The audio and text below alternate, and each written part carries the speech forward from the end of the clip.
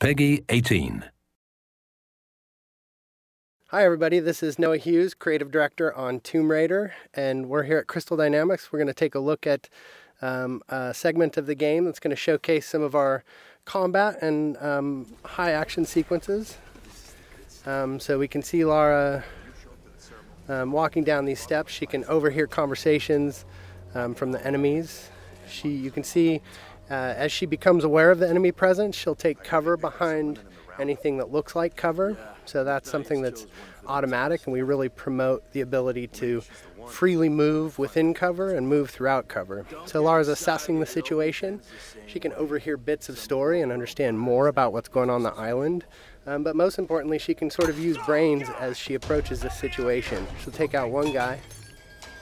We can see that the enemies are reacting, so they're creating cover for themselves, reacting to her situation. Another guy's trying to flush her out of cover with the Molotovs. This is just an example where we really try to make the AI adapt to the situation, but also promote movement from the player so that they're not just stuck behind cover and playing sort of pop and shoot cover games. We really promote that movement. So we can see Lara approaching here. She's got her a new gear element, the rope arrow. She's able to create her own zip line. And with the shotgun and the zip line, she's now back to an area she had been before, but able to access spaces that she had never been able to get to. Are you there? I'm here, Sam. Are you okay? What do they want with me, Lara? A fire ritual? This is so fucked up. Listen, I'm coming to get you. I'm going to get you out of there. Please, please help me, Lara. I promise. I promise, Sam. Hey, she just... Oh no! Sam? No! Sam! Help me, Stay please! away from her, you bastard! Stay away!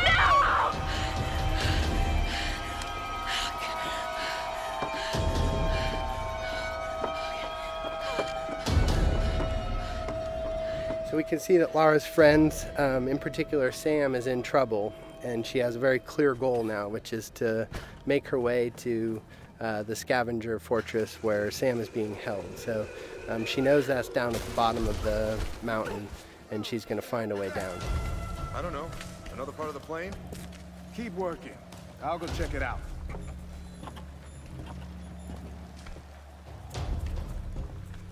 Again, often the best strategy is to sort of assess the situation before you jump in with guns blazing. Of course, you're always welcome to just open fire, but the game really promotes sort of that tactical approach in some situations. So Lara's able to wait till she has a clear vantage of the situation without being spotted by the enemies. She sees an opportunity in the fire, and she's able to open combat by really decimating the enemies with the environmental opportunities and then finishing off any stragglers. Now, last time we showed this space, we took the left route, and this is just an example of a forked path where you can see them coming up the path that we would have come down naturally. But because Lara's observant and she's taken advantage of her traversal in the environment, she can get the drop on these guys in a way that you may not if you weren't necessarily utilizing traversal to progress and keeping your eyes open for those opportunities. Again, Lara using the barrels as part of the environment to sort of create chaos within the enemy AI and take advantage of that chaos. So again, Lara just not necessarily being all about the biggest firepower, but really trying to use a tactical approach to combat.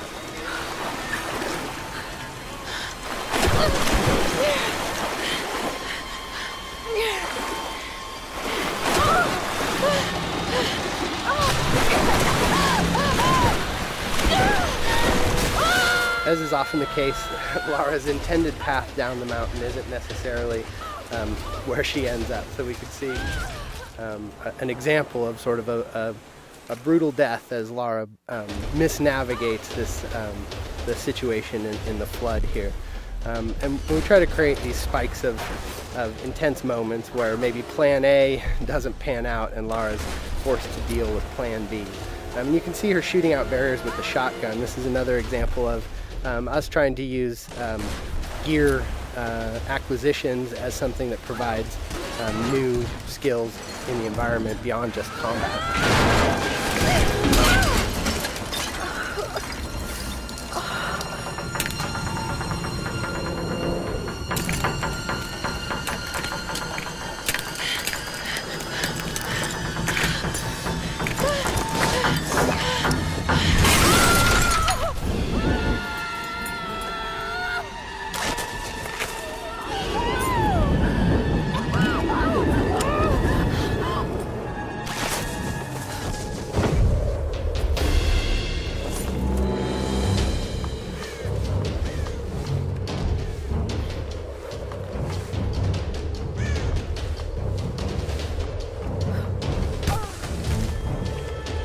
can see that Lara's been able to adapt to this turn of events and managed to find her way down the mountain, but is a little bit worse for wear, having gone through a pretty traumatic descent.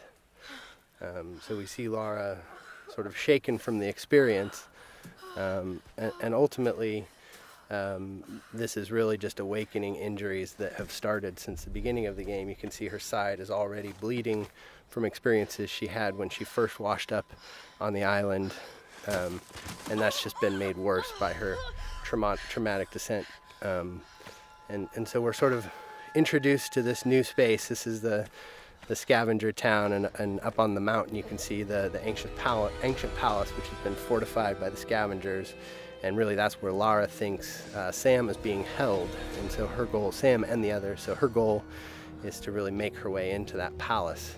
But you can see that she really is sort of feeling the effects of the fall, and as she stumbles her way into this new space, we realize that Lara is indeed worse for wear and has limited traversal capabilities. So you can't necessarily climb from roof to roof like you might if you were in the best of health. So Lara is really forced to sort of in a position of vulnerability to sneak her way towards the medical chopper that she saw, and hopefully find some supplies that are going to help her deal with her current situation. I don't know what you're talking about. Please. You are lying. I know you escaped with him. Please. I don't. I need to loosen your tongue. Tell me. So we can take a moment to overhear some of the story. That's always optional, but we try to infuse a lot of the environments with some of the backstory, and that's actually foreshadowing something that will come up a little bit later in the story. So we make our way through this grotesque tunnel, again trying to get to this medical chopper in hopes of dealing with our injuries, but really trying to take a cautious approach and stay away from these nasty scavengers. We're starting to sort of get into the heart of it. This is Lara's journey into the belly of the beast, so to speak, and we really see her sort of having to engage in direct conflict in ways that she hasn't up until this point in the game. So we can assess the situation. The guy on the top was a threat. We see an opportunity with a barrel to soften up the enemies here, but this is an example of a trap where I stepped in the wrong place and ended up strung upside down, and that's us just trying to keep the player on edge. We have the enemies, the scavengers, really having a presence on the island here, almost a guerrilla approach to combat, where they sort of take advantage of their home court. So we see combat progress from sort of that opportunity to initiate with tactical opportunities, taking out patrolling guards and exploding barrels, but then ultimately sort of being forced to confront them directly in order to get to her goals. And that's something that Lara's constantly dealing with, is this need to do whatever it takes to survive. And if these guys are presenting a threat to her, she's seen what they're capable of, and they're standing between her and sort of her ability to deal with her wounds. So we're making use of cover in combat. Again, this is the soft cover or fluid cover system that really allows Lara to easily slide in and out of cover without really necessarily sticking in place, and celebrating that ability for Lara as a character to make use of her athleticism and movement as she takes on the combatants on the island. So with our piece of gear, our rope arrow, we've been able to pull our way into the crass chopper here, which is where Lara hopes to find something to deal with her injuries.